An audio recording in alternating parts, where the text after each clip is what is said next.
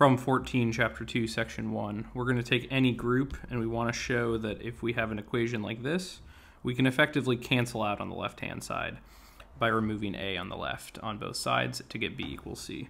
And then the same thing on the right-hand side. Again, we're not actually allowed to do this. So if we look at our group properties here, this isn't one of the properties of a group. So we need to prove that from these four properties, we're allowed to cancel out on the left or cancel out on the right. So let's take a look how this works. First, we'll assume the first equation, so a star b equals a star c. Now, we have to abide by these properties. So what do these properties allow us to do?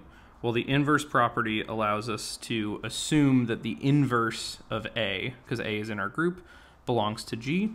And we know that because everything is closed, that this will still land us in the group. So we can certainly multiply by the inverse of a, which we call a to the power of -1, on both sides. Specifically on the left-hand side. You can't multiply by a -1 on the left and then a -1 on the right. Notice how it's on the left-hand side of both equations there. Now, by associativity, we can multiply in any order. And that's what we do here to get a inverse and a next to each other. And then in both cases, it just becomes the identity. And by the identity property, we have that e times b equals b and e times c equals c. So indeed, we've shown that a star b equals a star c implies that b equals c. And it's the exact same calculation for the other equation.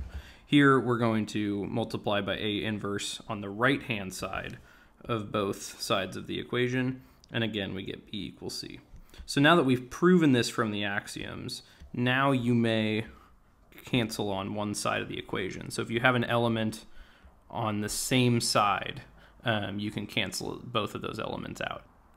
What you're not allowed to do, though, is if you had something like AB equaled CA, if you might be tempted to cancel out A on both sides. You're not allowed to do that. You're only allowed to cancel if it looks something like this, AB equaled AC. Then you would be allowed to cancel these A and B to get B equals C. Thanks for watching this video. I hope you enjoyed it. Make sure to subscribe so you don't miss out on future videos. And if you have a question about this problem or if you'd like to request a solution to a different problem you're working on, let me know in a comment below.